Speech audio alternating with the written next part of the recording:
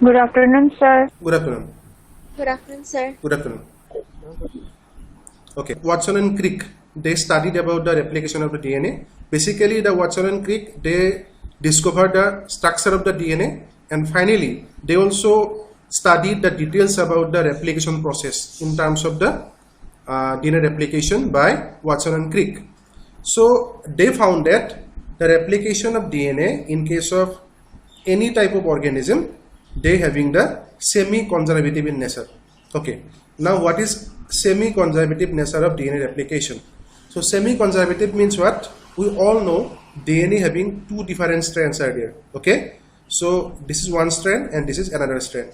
Both the strands are joined by this hydrogen bonding. Okay, so they having some hydrogen bonding between the both the strands. So this is one strand, this is another strand, and both the strands are coils around to produce a stable DNA component. Okay, and later on during the division of the cell, when the cell is divided, the nucleus also divide. So when the nucleus divided, inside the nucleus the chromosome also divides. Okay, they also divides. So they form a copy of each and every DNA inside the nucleus, and then when the cell divides, nucleus divides and they produces two cells, and both the cells having the same amount of DNA, exact similar copy of DNA in both the cells. So how it is happening? It is done by the DNA replication process. Okay, that means this DNA can replicate into two copies. This is one copy, this is another copy. Okay, so this type of copy mechanism of the DNA is called as semi-conservative nature of DNA. So why it is called semi-conservative type? Because you can see during the DNA replication, what happened? First, these hydrogen bonds are breaked. Okay, the hydrogen bond between both the strands, these are breaked. Okay, so when the hydrogen bonds are breaked, the double-stranded DNA becomes two single-stranded DNA. This is one single-stranded DNA and this is another single-stranded DNA. Then this single-stranded DNA form another DNA. Okay, suppose this is this one and this is this one.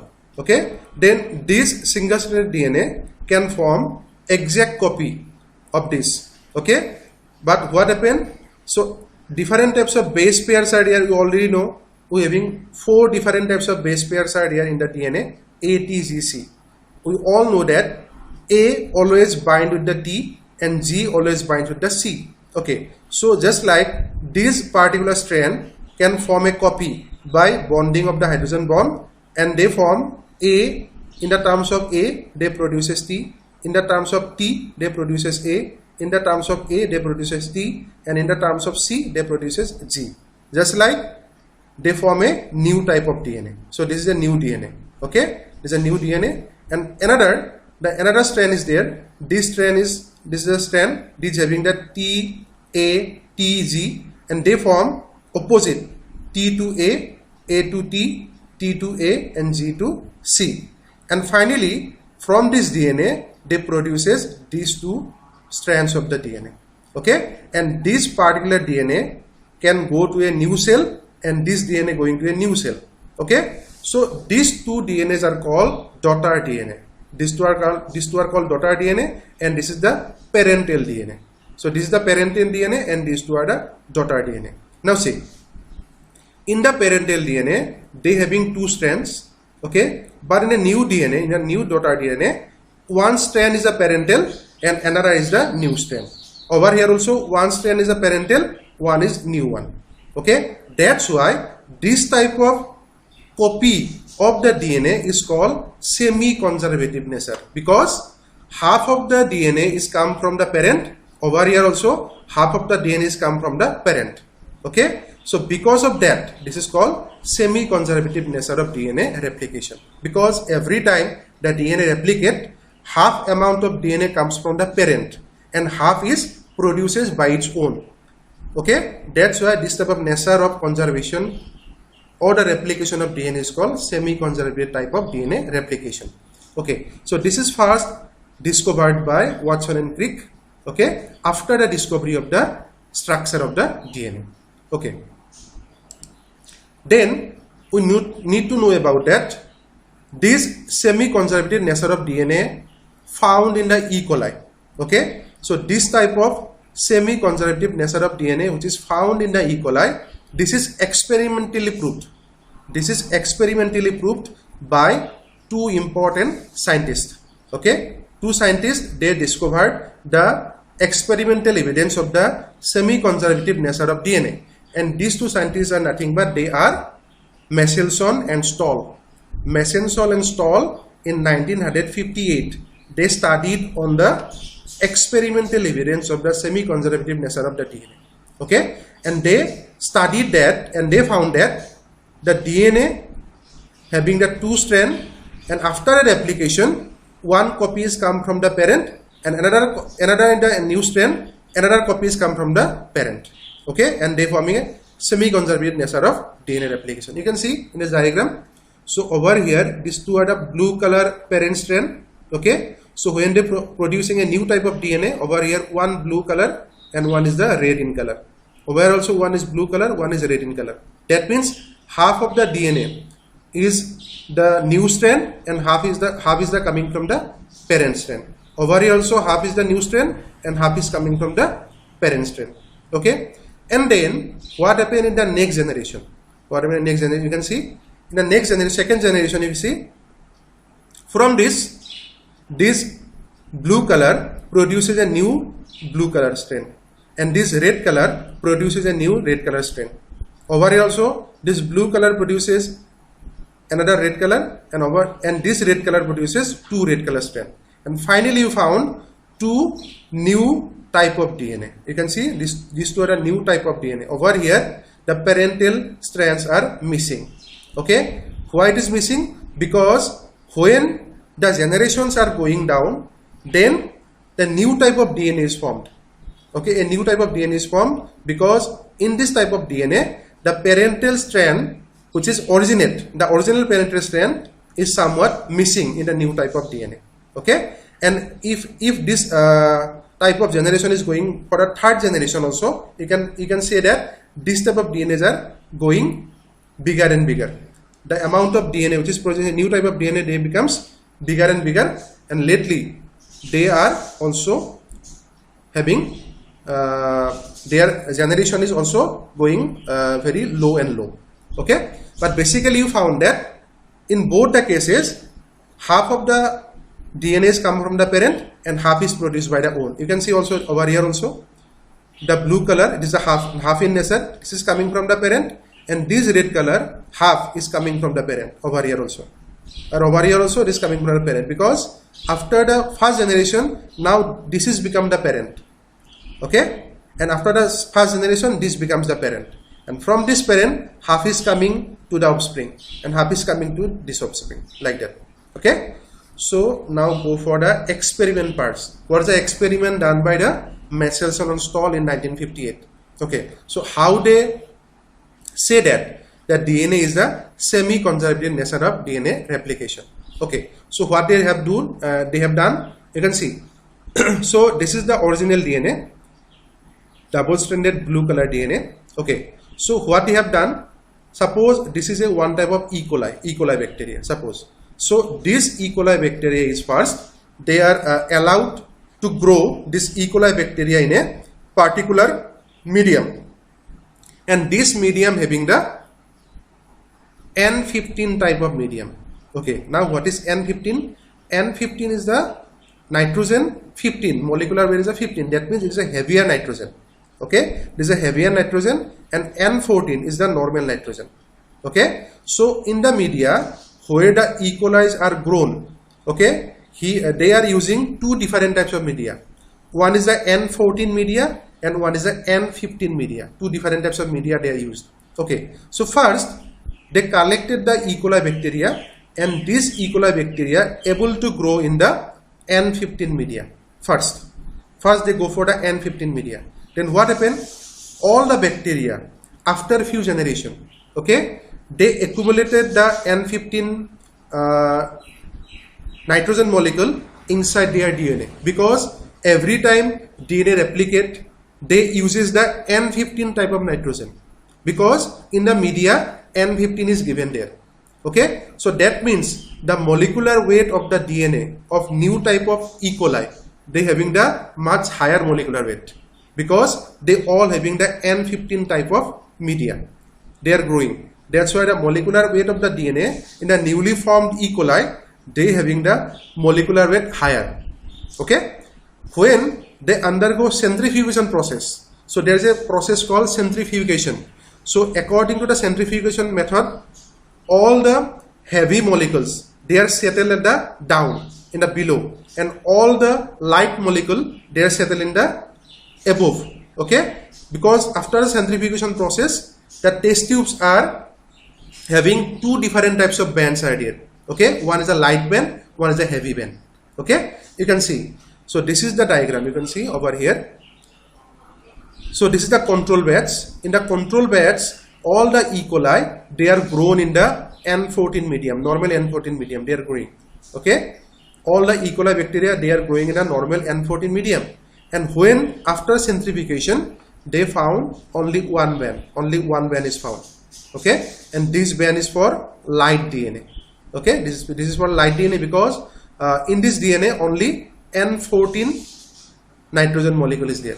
Okay, but the E. coli bacteria which are grown in the N15 media for several generations, when you go for the centrifugation process, we found only one type of band, which is the heavy band. You can see we found only one type of band, which is called heavy DNA band. Okay, this one. Then see, after some time, when they are grown in the N15 medium for several generation, then all the generation which are already grown in the N15, they are again able to grow in the N14 medium for some generation. Okay, suppose this E. coli bacteria which is grown in the N15 medium, okay, they are collected and then they are again able to grow in the N14 medium. They just take out and able to grow in the N14 medium.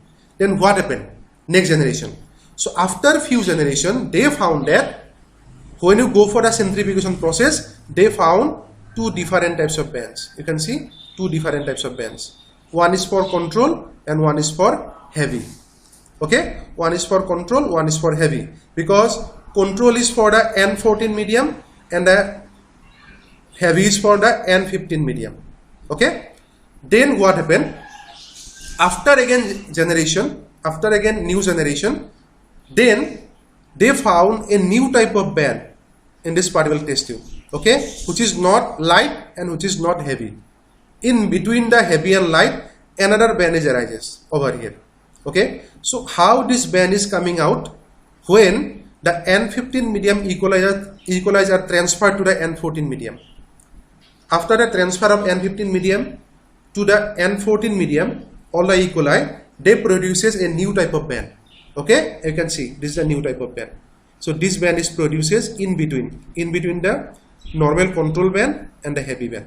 Okay, so this band is coming in the new type of band. So why this band is coming out? Because you can see this type of molecular weight band is coming out when they having two different types of strands. One strand having the N14 medium and one strand having the N15 medium. So in this condition, they produces this type of band over here. You can see one band is from the N15 and one is from the N14. So why it is coming out? Because you can see this is the generation which is developed in the N15 medium. Okay, N15 having all the heavy bands. Both the bands are heavy in the N15 medium. But when this E. coli transferred to the N14, then what happened? Then now the new type of E. coli, they able to collect the N14 from the medium. They able to collect the N14. Then after the next generation, after the replication process, they synthesizes two different types of bands. Okay, so this is the parental band. You can see this is the parental band. It is segregated. Now this is the parental band, blue color, and this is the another parental band. This is the another parental band. Okay, and then they produces a new type of band over here, which is a red in color. Over here also red in color. Why? Because this red color band is produces from the N14 medium. because these E. coli are transferred to the N14 medium. That's why when these two DNA strands are segregated, one having the parental DNA and another they produces from the N14 medium. That's why the molecular weight of this DNA, this one and this one, they having a new type of band formation, okay, which is in between the heavy band and the light band, okay. And when they go for the second generation, next generation, they found that they having a middle band and they also found a new type of band which is the light band. Why are they getting the light band? Because you can see in the next generation, from this half is coming. This is the N14 medium half, red color. This is the N14 medium half, red color. And this E. coli bacteria also grown in the N14. That's why the same type of N14 is grown. Next here, over here, this is the N14 coming from here, the parent strand, and the new type of DNA is also coming from the N14 medium. That means these two are 50%, 50%, and both having the N14. N14 means the light band. So we getting a new type of band, is a light band. You can see, and but over here is a heavy band, mixture of the heavy and light, or also mixture of the heavy and light, and this is also 50%. So this is the same type of two different types of bands are coming out.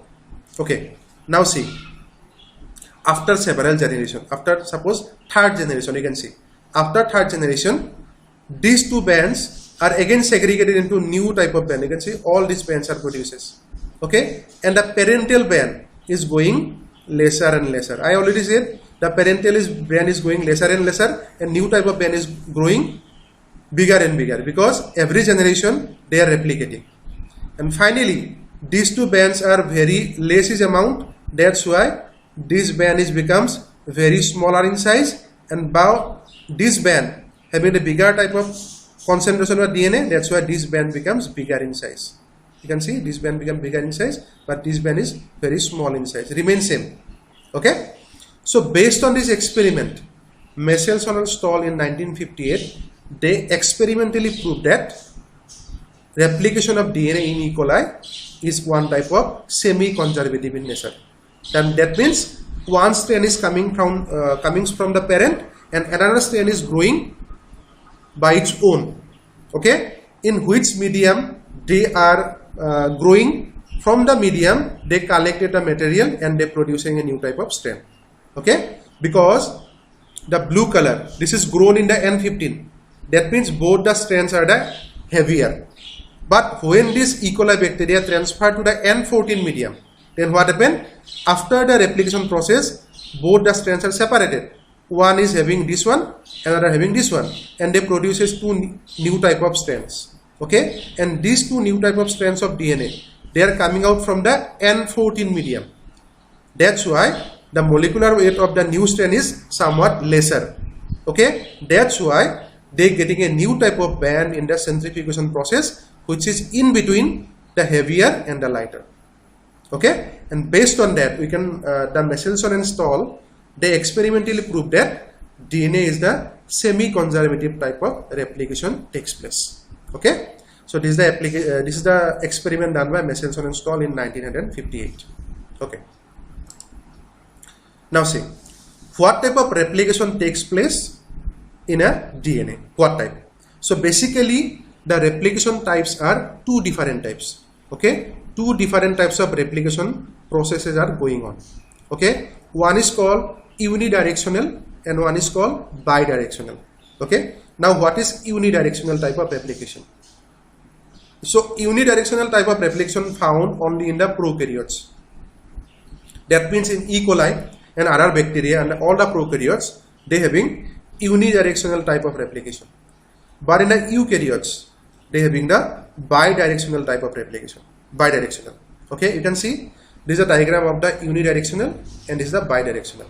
That means replication process takes place in one direction only in case of the unidirectional.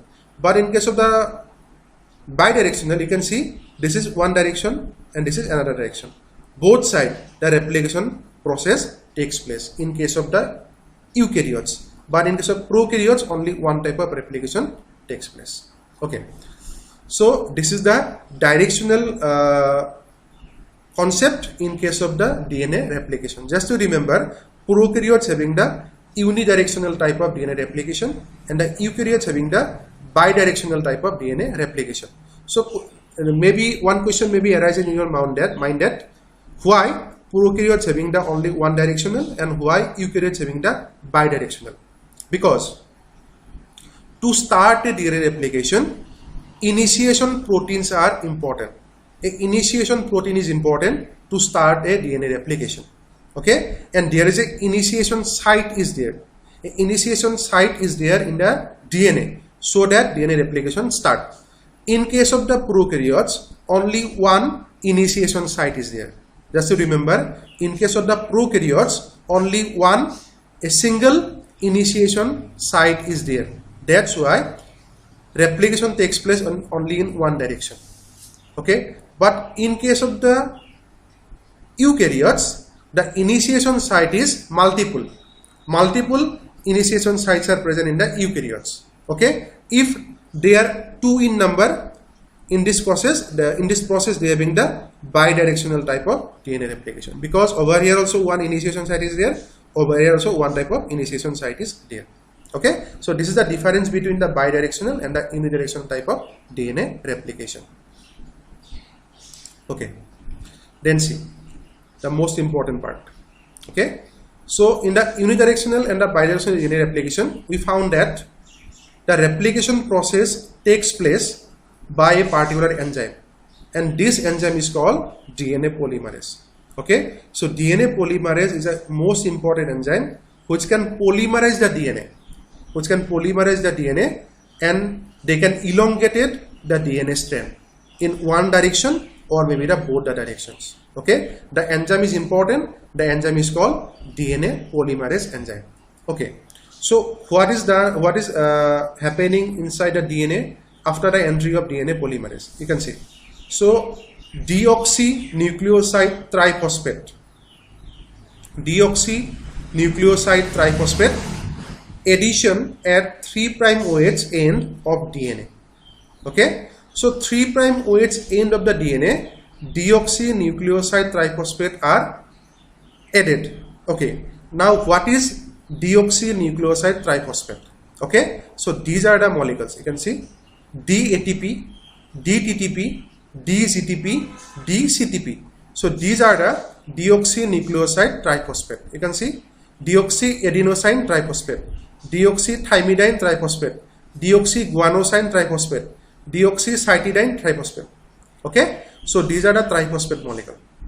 So these molecules are added to the 3' OH end of the DNA. So where this 3' end is present. Okay, so this 3' end is present in the over here. You can see. So in the DNA, 3 different components are there. Phosphate molecule is there, pentose sugar is there, and nitrogenous base material is there. Okay, so this is the phosphate molecule. This is a phosphate molecule. This is the nitrogenous base, and over here this is the pentose sugar, deoxypentose sugar. So in the deoxypentose sugar, the presence of 3' OH molecule. Okay, so in the deoxypentose sugar, 3' OH molecule is there, where this DATP, DTTP, DZTP and DCTP are bind. Okay, so in this molecule, these molecules are bind. This is the deoxynucleoside triphosphate. So this molecule is bind in this 3' OH molecule.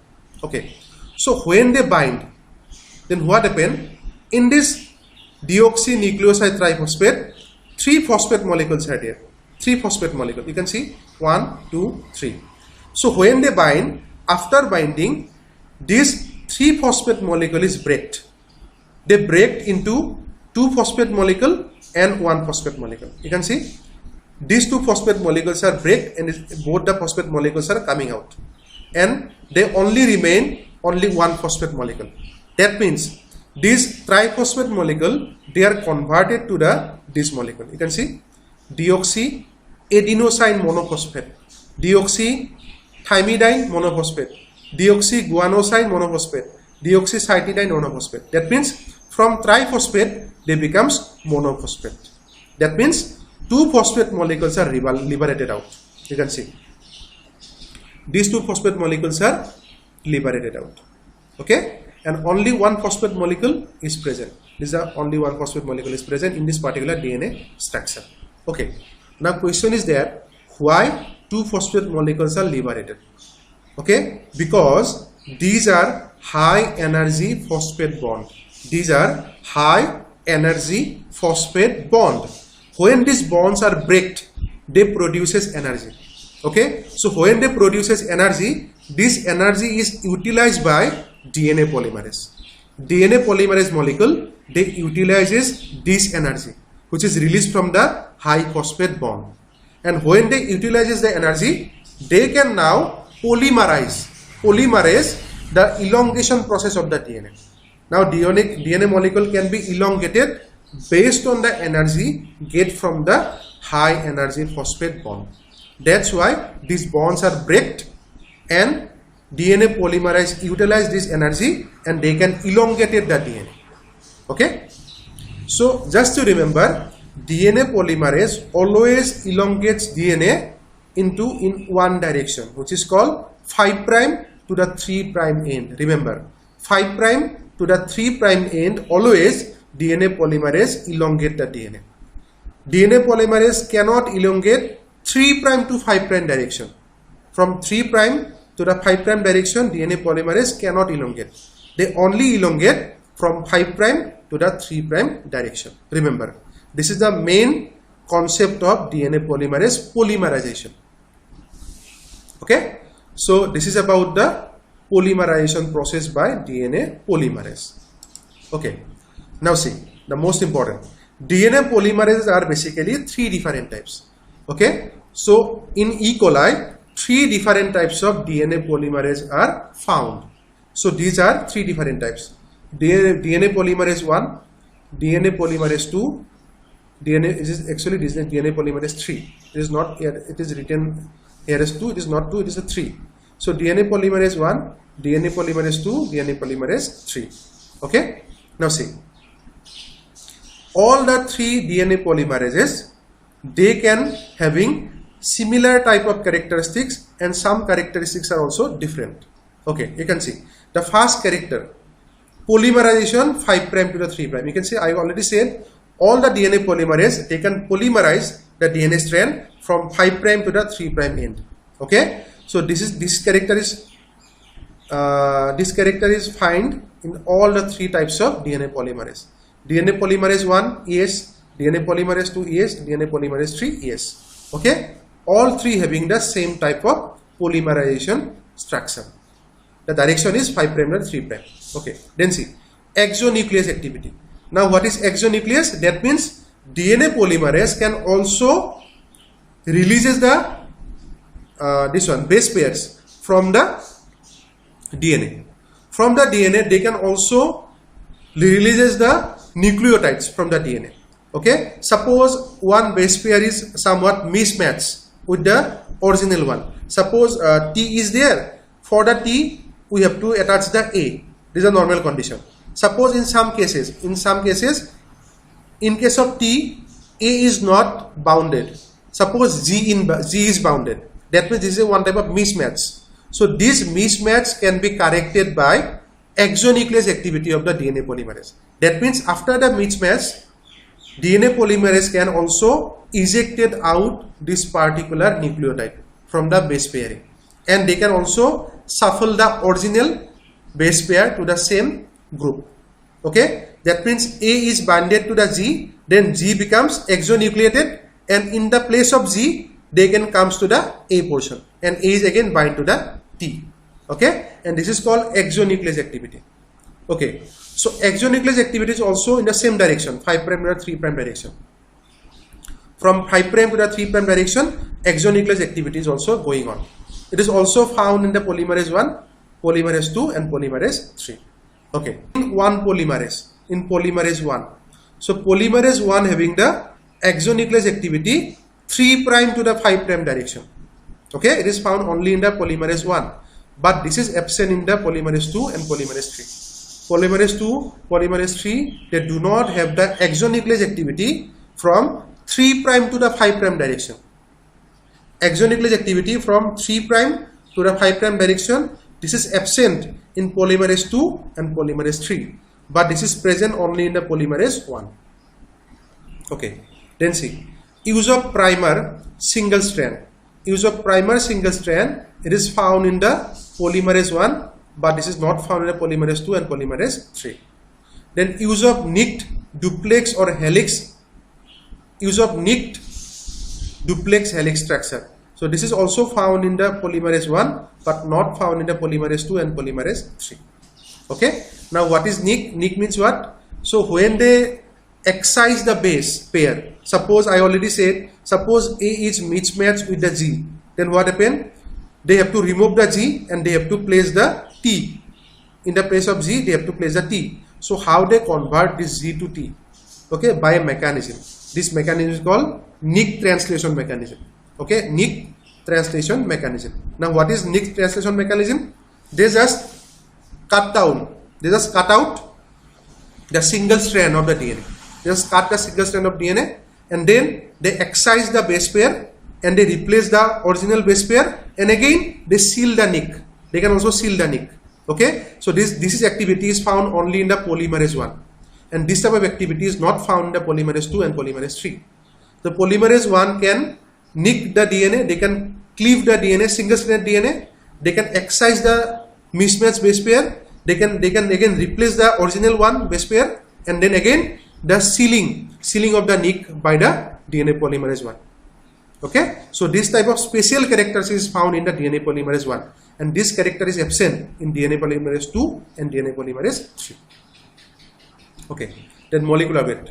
The molecular weight of DNA polymerase 1, this one, 109 kilodalton.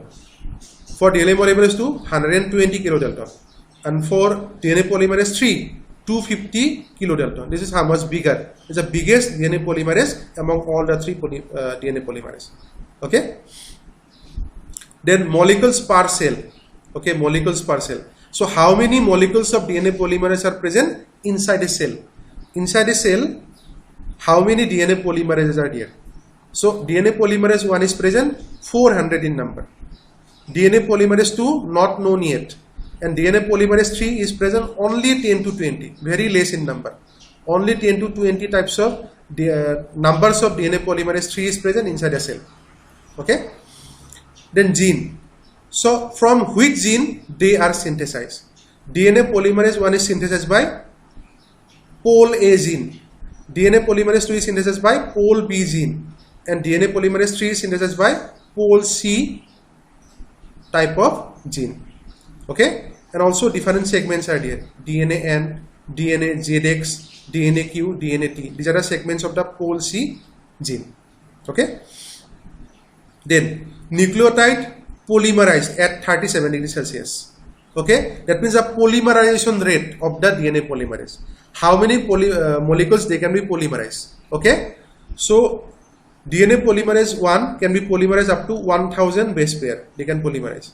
DNA polymerase 2 up to 50 base pair, but DNA polymerase 3 up to 15,000 base pair. So polymerization rate of the DNA polymerase 3 is somewhat greater than both the polymerase 1 and 2. Okay, and then affinity for nucleotide triphosphate. Affinity for the nucleotide triphosphate is very low in case of the DNA polymerase 1. In case of DNA polymerase 2 also very low, but DNA polymerase 3 having the high affinity for the nucleotide triphosphate precursors. Okay, so these are some of the characteristics of the different types of polymerases present in the E. coli. This is the important characteristics of the DNA polymerase 1, DNA polymerase 2 and the DNA polymerase 3. Okay, now we go for the next one. Okay, so this is about the RNA. Okay, so what is the role of RNA primers in the DNA? Okay, now see, RNA primers are very important in the DNA, because if there is no RNA primer, then DNA polymerase cannot elongate the strand of the DNA. DNA polymerase cannot elongate the strand of the DNA in the absence of the RNA primer. Okay, for the elongation process of the DNA, they always need RNA primer. Okay, so there are two different types of DNA replication occurring in the DNA strand. One is leading strand and one is lagging strand. Okay, so this is the leading strand and this is a lagging strand. So leading strand always done by the 5' to 3' direction, and the lagging strand from 3' to the 5' direction. Okay, so in this condition what happened, you can see, suppose this is the RNA. Okay, so this RNA molecule is placed in the lagging strand, and in this RNA there is a 3' OH molecule is there. Okay, and this 3' OH molecule is recognized by the DNA polymer primase. DNA primase. Sorry, actually what happened? This is the RNA. Okay, and this RNA is given in this particular DNA by this DNA primase. Okay, so DNA primase is the enzyme which can put the RNA primer in the lagging strand and as well as in the leading strand, in both the strand.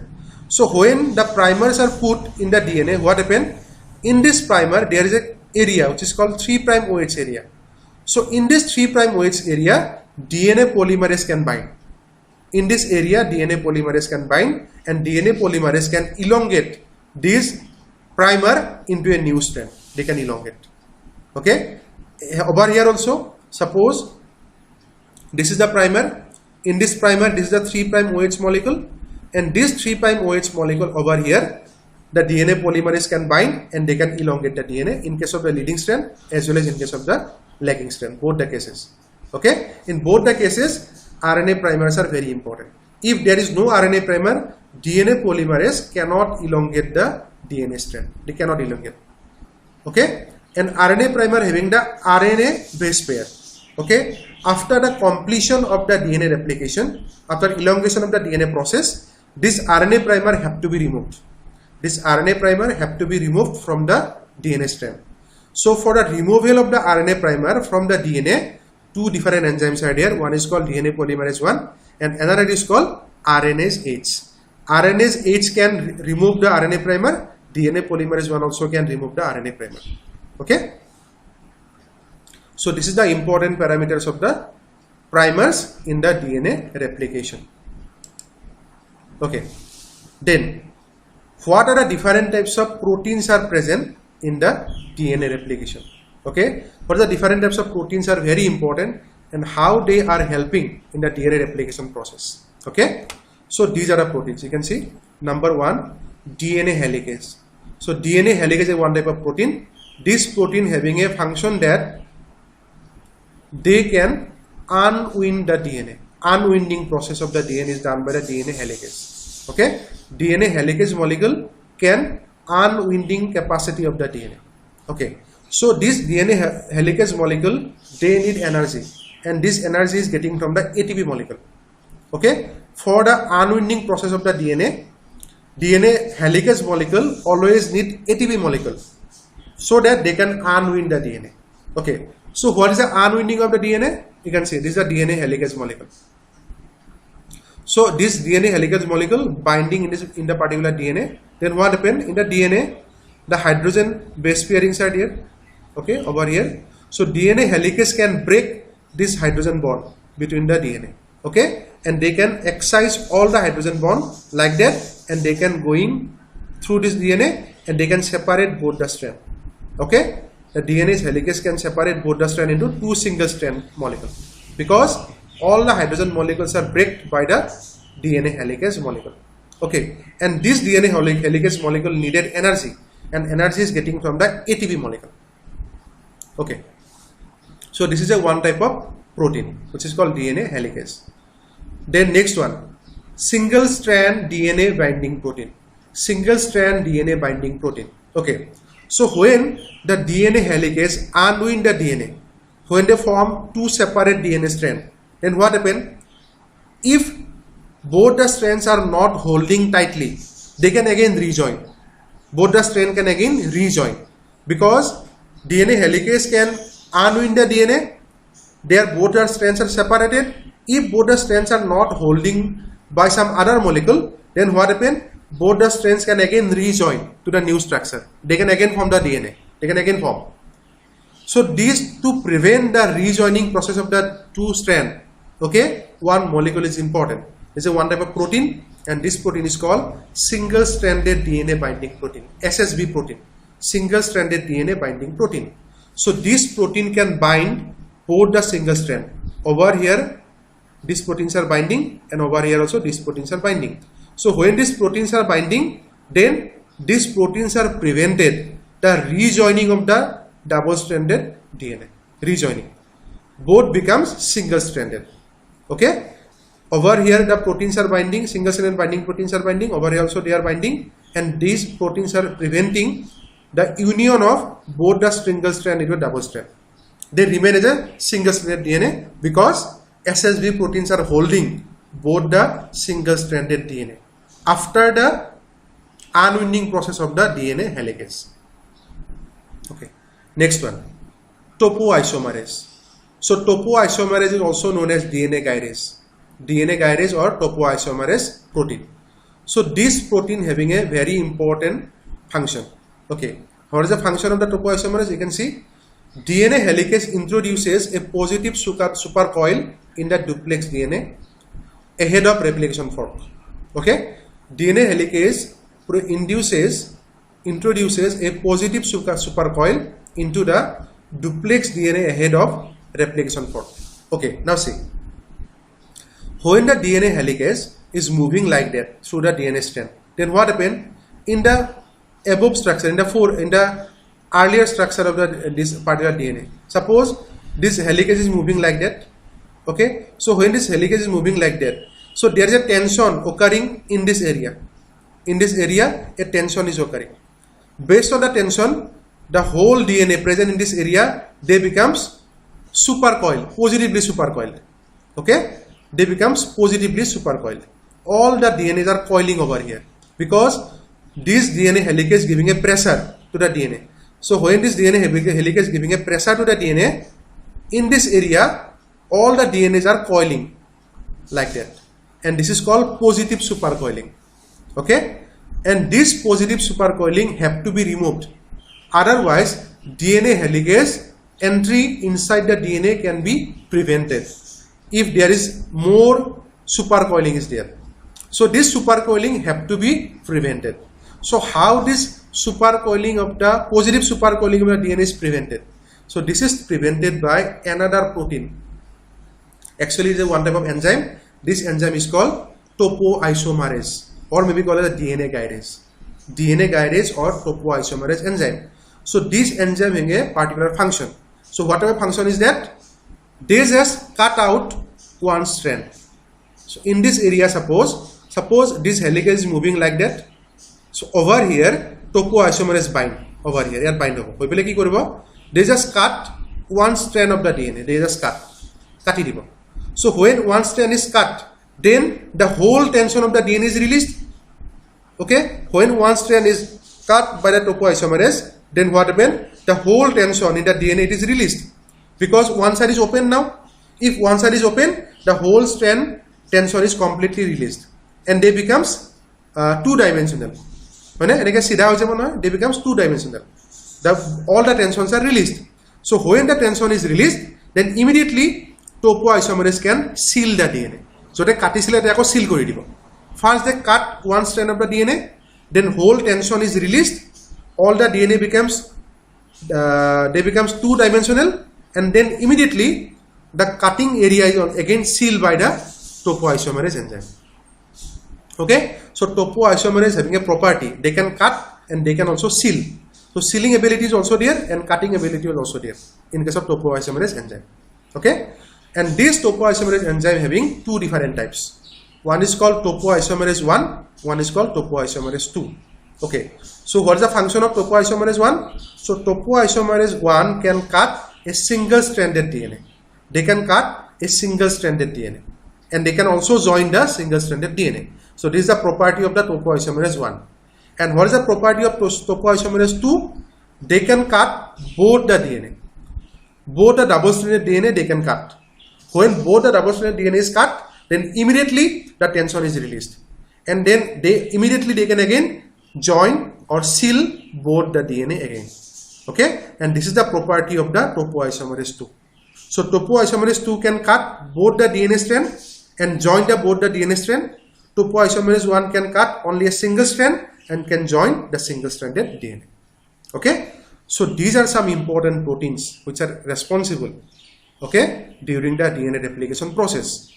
DNA helicase, single-stranded binding protein, topoisomerase. It is in two different types, topoisomerase 1 and topoisomerase 2. Okay. Okay. Then see the two important terms. One term is called replisome and one is called primosome. Now what is replisome and what is primosome? Okay.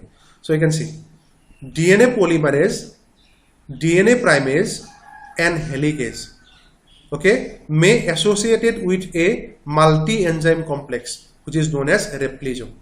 Okay, so replisome is a nothing but this is a one type of multi-enzyme unit. Replisome is a one type of multi-enzyme unit. Three different enzymes are working together and these three enzymes are called DNA polymerase, DNA primase and helicase. Okay, what is the function of DNA polymerase? DNA polymerase can elongate the DNA chain. DNA primase function ki DNA primase can attach the RNA primer in the DNA.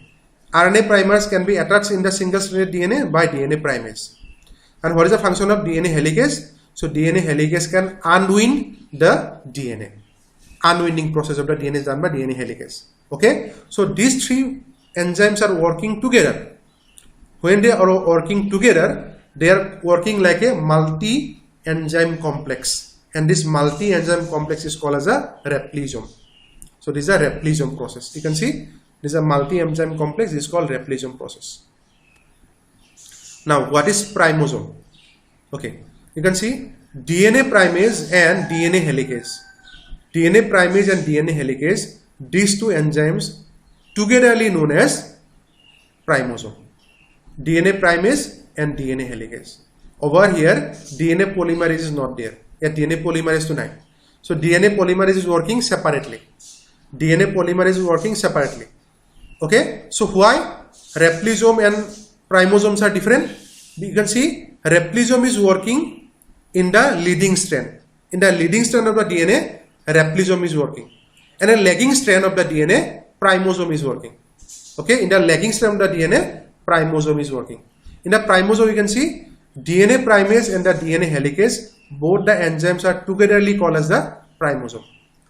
Okay, that means in the lagging strand, two different sets of enzymes are here. One is called primosome and one is called DNA polymerase. Primosome and DNA polymerase. Primosome means what? DNA primase plus DNA helicase. And what is DNA polymerase? DNA polymerase is alone. Okay, so two different sets of enzymes are working in the lagging strand, but in the leading strand, three different enzymes are working as a unit, as a multi-unit complex, and this is called as a replisome. And replisome having the DNA polymerase, DNA primase and helicase. Three enzymes are working together in the leading strand. Okay, and this is called replisome. So these two concepts are very important. Just try to remember what is replisome and what is primosome. Okay. So this is about the main concept behind the DNA replication. Now we start the mechanism, the process of DNA replication. Okay, what is the main process of the DNA replication process? Okay. Now see. So this is the mechanism of the DNA replication. So we need to know about the mechanism of DNA replication in prokaryotes. Okay, we need to know about mechanism of DNA replication in the prokaryotes. Okay, now see, the process of replication of DNA in prokaryotes involves the following steps. Okay, so the process of the replication of the DNA in the prokaryotes having the three different steps. Basically, three steps are there. So this is one step, initiation of the DNA replication. Initiation of DNA replication is the first step. Okay, then second step, elongation of the DNA chain. Second step, and the third step is this one, termination of the DNA replication. Third step. Okay, so three different steps are there: initiation of the DNA replication, initiation, and then elongation of the DNA replication, and third one is the termination of the DNA replication. Okay, so these three steps are important in the DNA replication in prokaryotes. Okay, so first you start the initiation of the DNA replication. Okay, so this step is subdivided into 3 different units. Initiation of DNA replication in prokaryotes having 3 different subunits. Number 1, recognition of the origin. Number 2, opening of DNA duplex to generate a region of single-stranded DNA. And third subunit, capture of DNA B protein. Okay, so these 3 steps comprises the initiation of DNA replication. Okay, so first step, recognition of the origin. Okay, so I already said DNA replication in eukaryotes as well as prokaryotes always start at a particular point, and this point is called initiation point. From the initiation point, DNA replication starts. Okay, so what is the initiation point found in the E. coli bacteria or in the prokaryote? What is the initiation point? Okay, and this initiation point is called ORIC. O-R-I-C, ORIC. ORIC is the initiation point of E. coli bacteria from where DNA replication is initiated. Okay, you can see this ORIC molecule in the DNA. ORIC molecule in the DNA. So this particular area of initiation area can be recognized by different sets of protein. Different sets of protein, they can recognize this particular area. Okay, so one protein is called this one, DNA-A. DNA is a one type of protein. This protein can recognize the ORIC area of the DNA. ORIC area is the initiation area from where DNA replication start, and this area is recognized by a protein. The protein is called DNA-A. DNA-A protein, and DNA-A protein is also known as initiator protein. You can see DNA-A protein or initiator protein. Okay, so this protein is also having a complex with ATP molecule.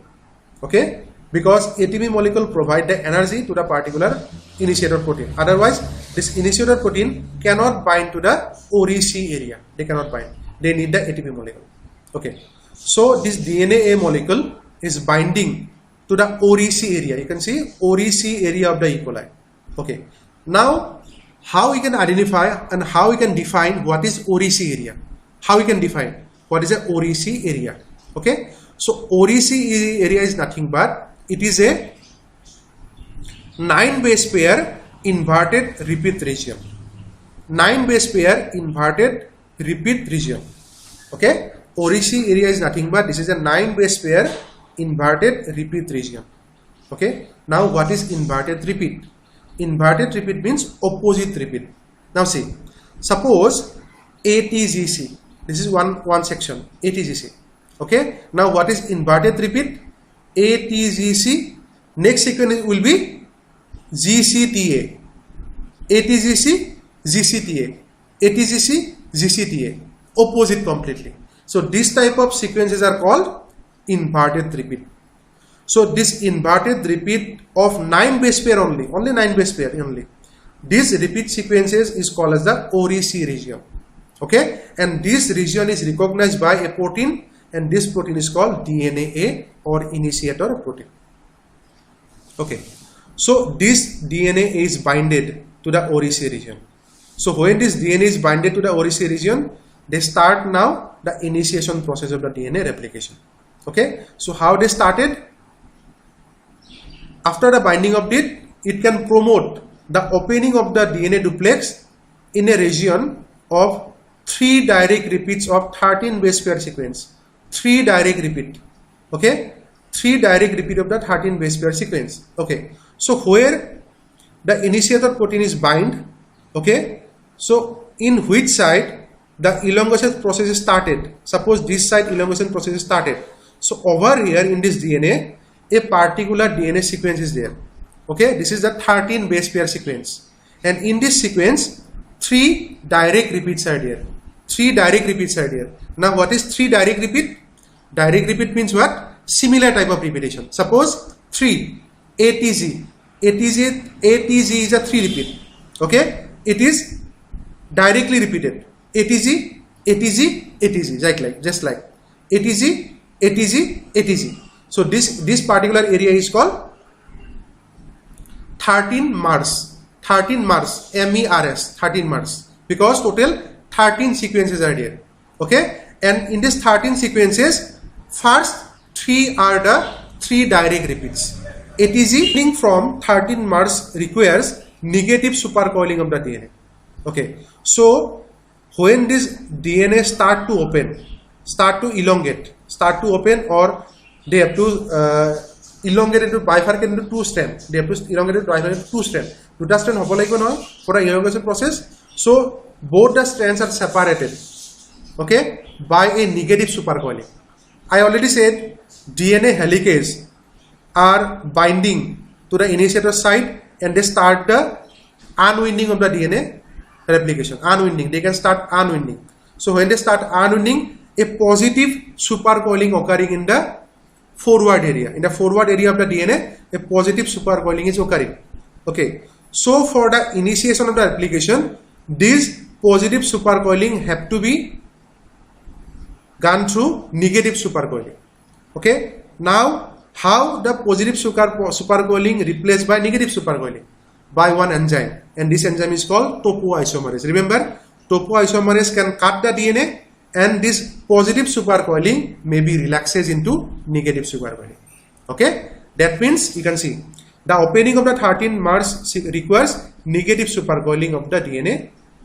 Okay, by a protein called HU or IHF initiator protein. Okay, so this negative supercoiling of the DNA is done by one another initiator protein, and this initiator protein is called HU protein or IHF protein.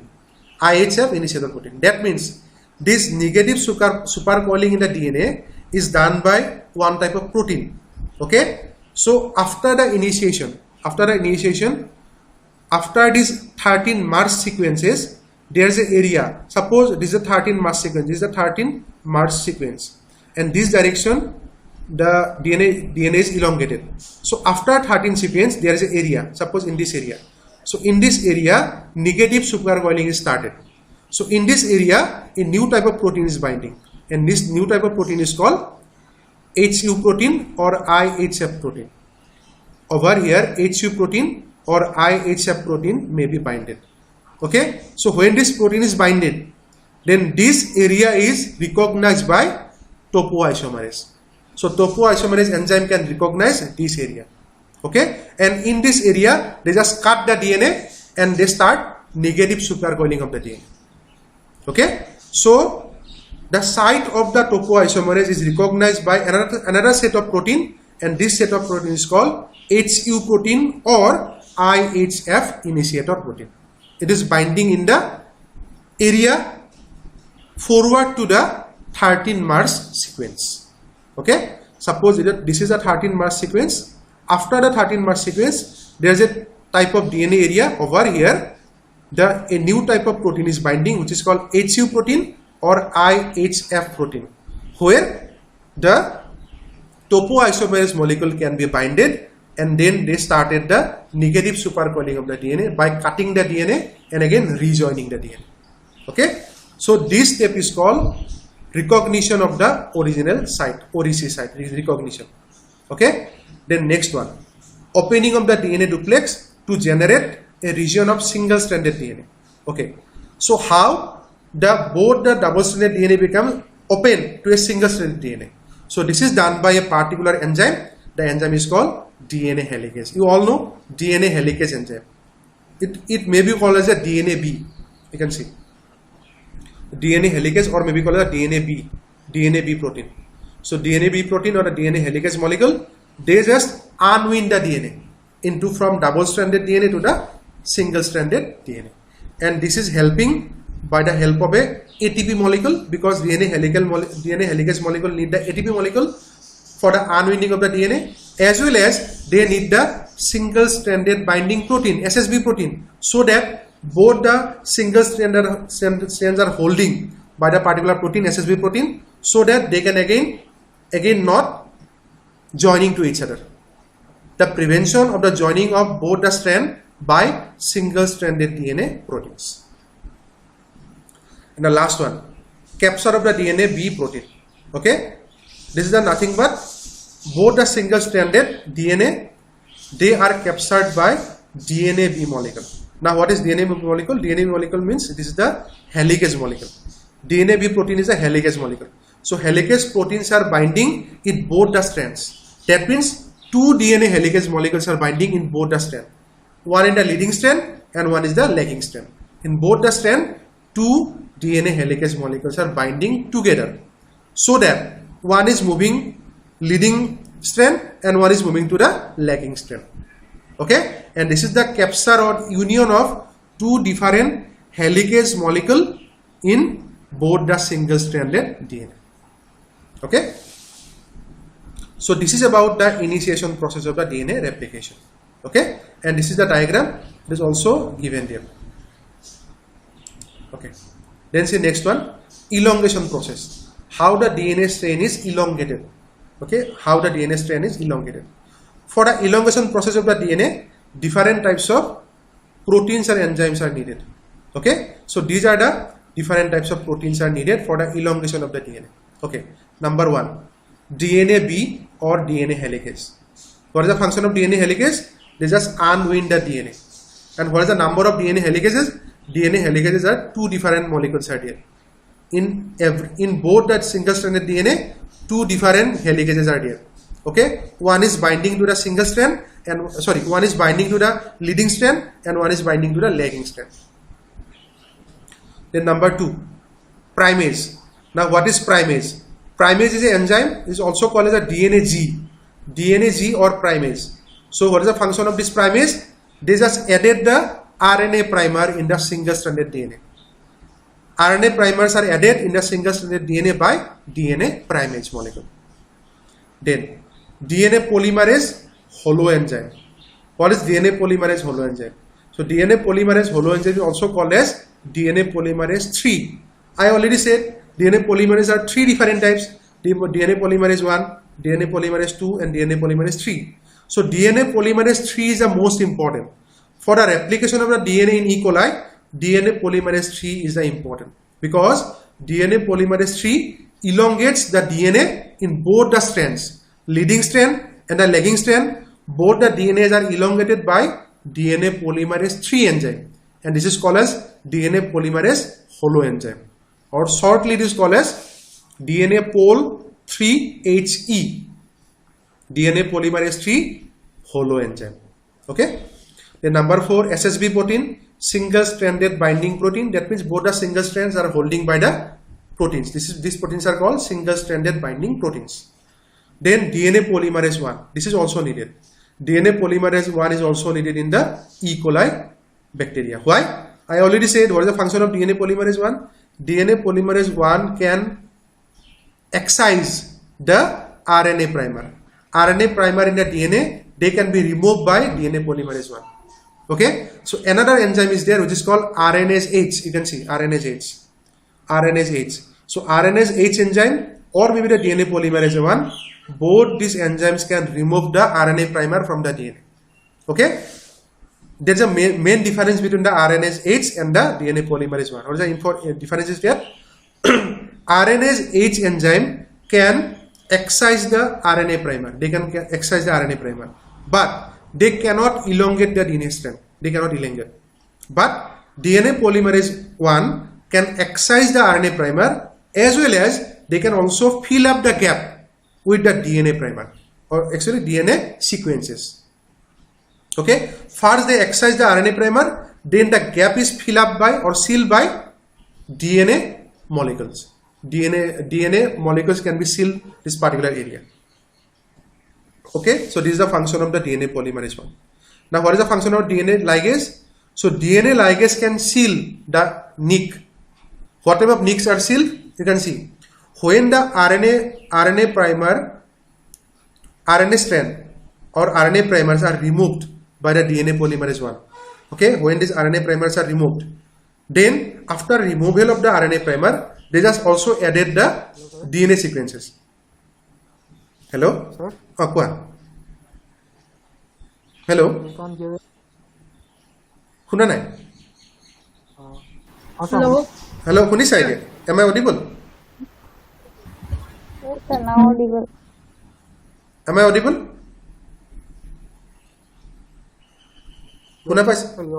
Okay, okay, okay. Now see, DNA polymerase 1, they can remove the RNA primer. All the RNA primers are removed by the DNA polymerase 1. So when they remove the RNA primer, immediately they also added the DNA molecule. One side they removed the RNA primer and they also added the DNA molecule. After the addition of the DNA molecule, at the last point of the RNA primer, it is not unite to the DNA sequence. Okay, the last point of the RNA primer is not unite to the DNA sequence. So there is a gap. Okay, and this gap is sealed by the DNA ligase. So DNA ligase can seal the gap between the newly added DNA to the original DNA. This gap is sealed by DNA ligase. That's why DNA ligase is important. So that both the DNA becomes continuous. There is no gap between both the DNA. Okay, and this gap can be sealed by the DNA ligase. Okay. Now you can see the diagram, then you can easily understand. You can see. So this is the leading strand and this is the lagging strand. Okay. So in the leading strand you can see the DNA is continuously synthesizing by this particular enzyme. So this enzyme is called DNA polymerase 3. DNA polymerase 3 enzyme. Over here, 3 different enzymes are here. Remember, 3 different enzymes are producing. They're producing a spliceosome. This is called spliceosome. So in the spliceosome, 3 different enzymes are here. DNA polymerase 3, then DNA primase, and then next one is the DNA helicase. DNA helicase, DNA primase, and DNA polymerase 3. These 3 enzymes together called as the replisome. This is called replisome. So in the leading strand, only one primer is added over here. Only one primer is added, and with the help of this primer, they just elongated the chain through this area. They can elongate it because in this primer, 3' OH molecule is there. Based on a 3' OH molecule, this DNA polymerase 3 can elongate the chain. Okay, I already said DNA polymerase 3 can elongate in a direction. What direction? 5' to the 3' end direction. Okay, so over here this DNA polymerase 3 getting the 5' to the 3' end direction. Okay, because the template strain is what? Template is 3' to the 5'. Template is 3' to the 5'. And this elongation process is what? 5' to 3' opposite over now. This is 3 to 5 and the elongation process is 5 to 3. So when the DNA polymerase 3 getting the 5' to the 3' direction, then they can elongate the DNA continuously because they get the actual sequence of 5' to the 3' direction. That's why they continuously can edit the sequences like that. Okay, but in a lagging strand, they cannot continuously edit the sequences. Why? Because over here, the sequence is completely opposite. You can see, if this is 3' to 5', the leading strand is 5' to 3'. Over here, this is the 5' to the 3'. This is 3 to 5, this is 5 to 3. If this is 5 to 3, then what happened?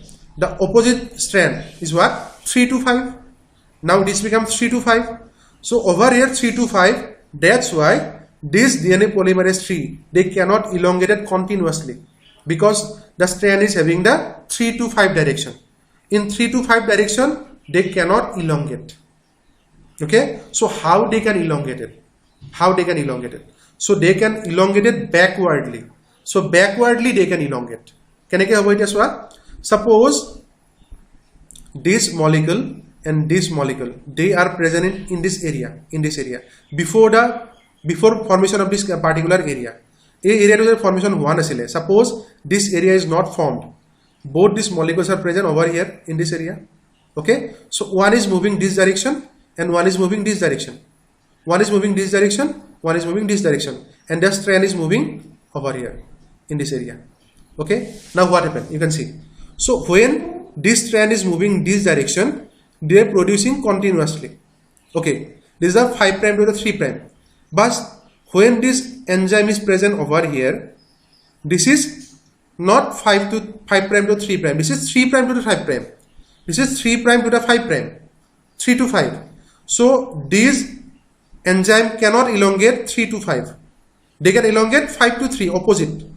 That means they need a primer. Over here a primer is binding and they can elongate this direction, 5 to 3. Over here primer is there and they can elongate 5 to 3. Okay, so when this is finished, again a new primer bind over here and they can elongate 5 to 3. When this is finished, again a new primer binding over here and again they completed 5 to 3, like that. Okay, so every time they need a new primer. So over here a primer is there, they can elongate up to that much. Again a new primer binding, they can elongate up to that much. Again a new primer binding, they can elongate up to that much.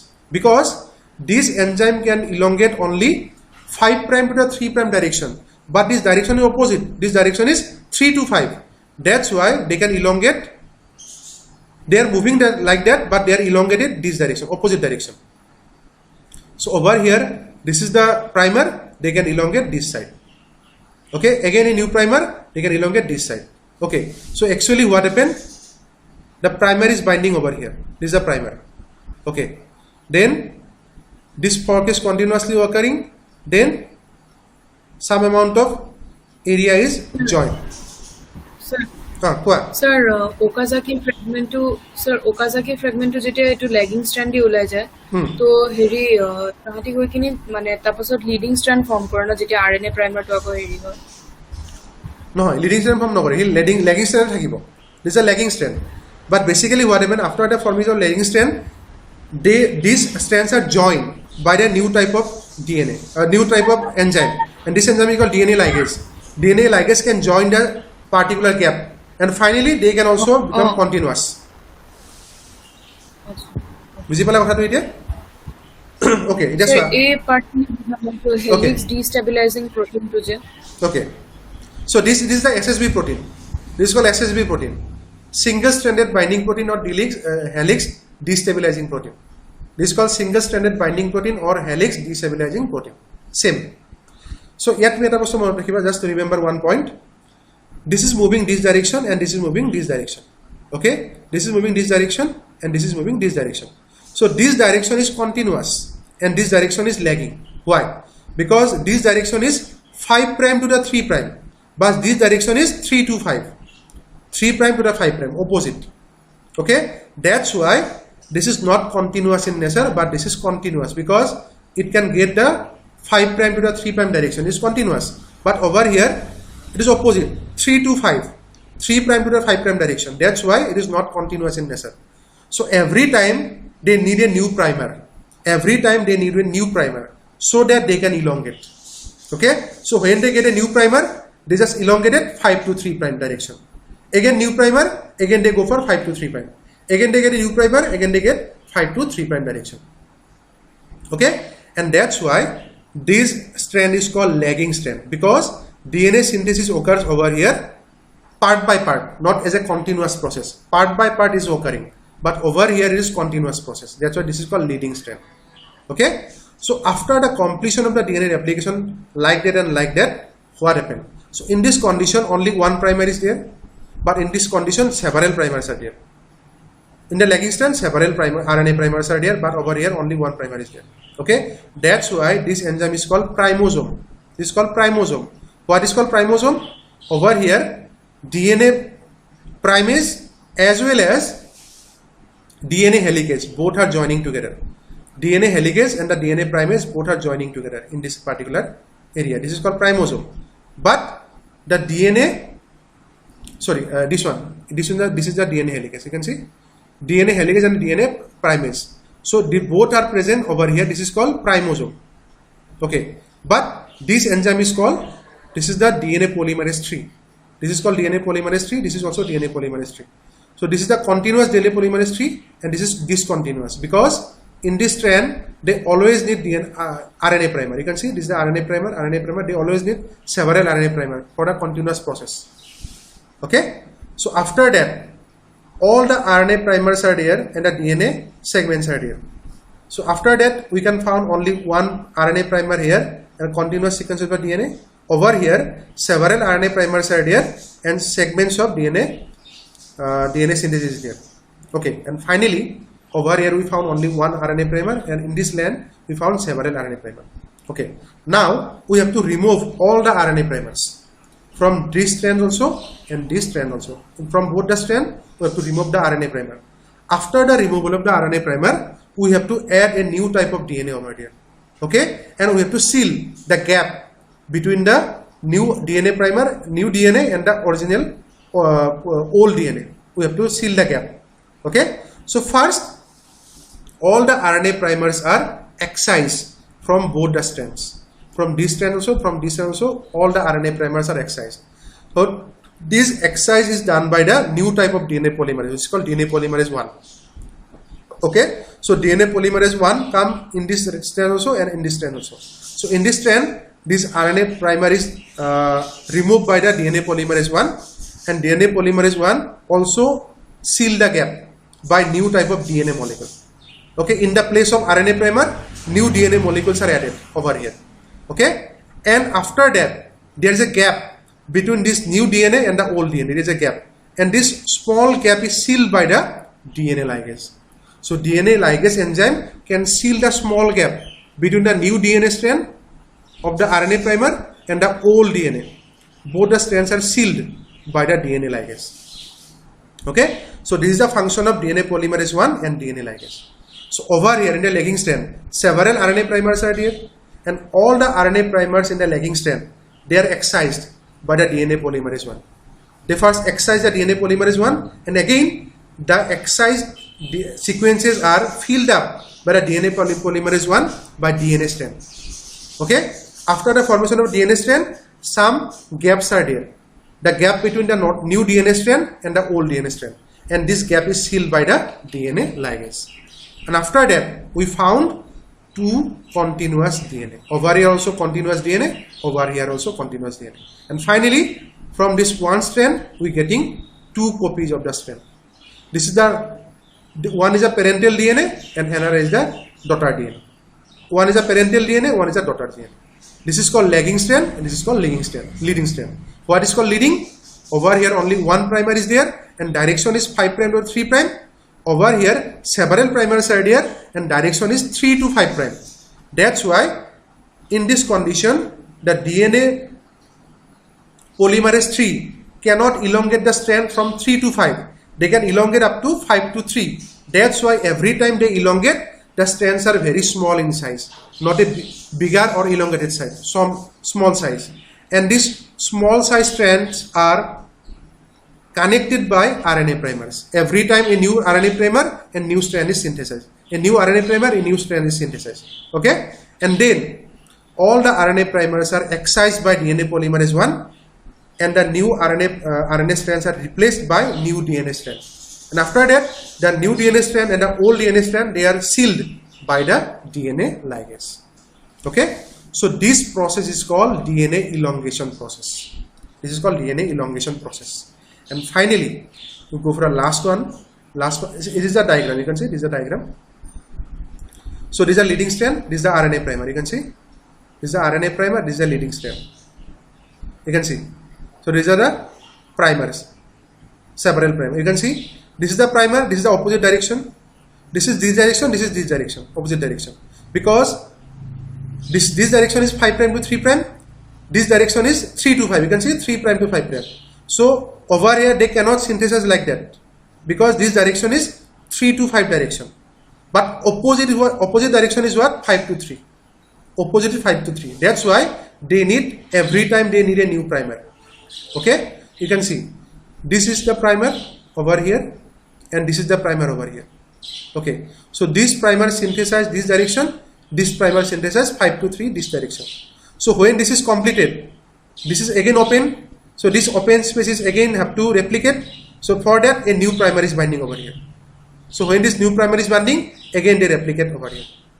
Okay, again opening, again RNA is bind over here, again they can replicate. So like that, every time a new primer is coming and they can elongate up to 5' to 3' direction, like that. And it is continuously going on. Over here only one primer is there, this is called leading strand, and over here several primers are there, this is called lagging strand. And finally, DNA polymerase 1 come, they excise this RNA primer, they excise all this RNA primer, and they can also synthesize new DNA strand over here. But after the synthesis, you can see there's a gap. You can see, so this is the gap. This is the gap between this strand and this strand, and this gap is sealed by the DNA ligase. When this RNA is excised and new DNA is formed, over here also a gap is formed, and this gap is also sealed by the DNA ligase. Okay, so DNA ligase can seal the gap over here, and over here also they can seal the gap. Okay, so this is the concept of DNA elongation by leading strand and the lagging strand. So why lagging strand having the several primers? The answer is that lagging strand, the direction is opposite. It is 5 prime. It is a 3 prime to the 5 prime. We all know that DNA polymerase can synthesize only 5 prime to the 3 prime. That's why lagging strand is having several primers for the synthesis of the DNA. Every time a new primer comes and they can synthesize 5 prime to the 3 prime. A new primer 5 to 3. A new primer 5 to 3. A new primer 5 to 3, like that. Okay, and that's why the process is not continuous. This is discontinuous type of DNA replication. This is called as a lagging strand. And finally, all the primers are replaced by the DNA polymerase 1, and they can replace by DNA molecules, and the gap is sealed by the DNA ligase. Okay, so this is about the process of elongation of DNA replication. Okay, the next one, last one, termination of the DNA replication. How DNA replication is terminated. Okay, so termination of the DNA replication is done by a particular site of the DNA, and the site of the DNA is called this one, TBB site or TAS site. Okay, TBB site, sorry, this is not TBB site. Actually, there is a site present in the DNA. The site is called TAR site, TAR, T-E-R. TAR is a site which is found in a DNA. So in a particular DNA of the E. coli, there is a site called TAR site, T-E-R, TAR site. And this TAR site can be recognized by one type of protein. This protein is called TBB protein or TUS, TAS protein. TBB protein or TUS protein. What is TBB protein? TBB protein means TAR binding protein. And there is another protein called TAS protein. Okay, so TBB protein or TAS protein may be bind to the TAR site. They can be bind to the TAR site. When these proteins are binding to the TAR site, then DNA helicase cannot undo in the DNA. If there is an area of the DNA where TAR sequence is there, so in the TAR sequences, a new type of protein is binding. The binding protein may be TBB protein or maybe the TAS protein. If the TAS protein or the TBB protein binding to the TAR site, then what happens? Through this area, DNA helicase cannot undo in the DNA. If DNA helicase cannot undo in the DNA, at that point, DNA replication is stopped. And this is called termination of the DNA replication. Okay, so in the TAR site, several sequences are there. You can see in the E. coli, the TAR site having these are the sequences: TAR A, TAR D, and the TAR E. These 3 sequences are found in the counterclockwise direction. In the counterclockwise direction, these sequences are found: TAR A, TAR D, and the TAR E. Okay, and in the clockwise direction, 3 other TAR sequences are there. These are called TAR B, TAR C, and the TAR F. 3 other sequences: TAR B, TAR C, and the TAR F. Okay, and all the 6 sequences, TAR A, TAR D, TAR E, TAR B, TAR C, and the TAR F, all the 6 sequences are overlapped to each other. They are overlapping to each other. Okay, and they having no gap between the sequences. They are overlapping and there is no gap between the sequences. And in this area, TBB protein or TAS protein is binding over here. So when this area TBB protein or a TAS protein is binding, then what happens? DNA helicase cannot undo in the DNA from this direction, and that's why DNA replication is stopped over here. This is the condition. Now see, suppose in one E. coli, these TAR sequences is deleted. Suppose due to mutation. This TAR sequence is deleted from the E. coli bacteria. Then what happens? How they can stop the DNA replication if there is no TAR sequence? Still also DNA replication can be terminated. How they can terminate it?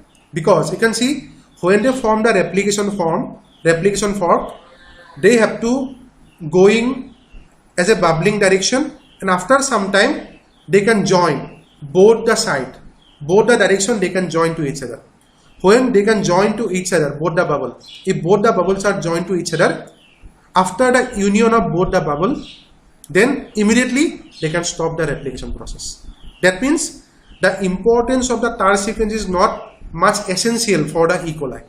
The importance of the TAR sequence is not much essential for the E. coli. If it is present, then TBE protein or a TAS protein may be bind and they can stop the DNA replication. Or if it is absent due to mutation also, still DNA replication can be stopped by when both the replication fork or bubble may be joined to each other, immediately the DNA replication is stopped. Okay, so this is about the termination of the DNA replication process. Okay, so these are some of the references from where I have given your presentation. These are the references, and thank you.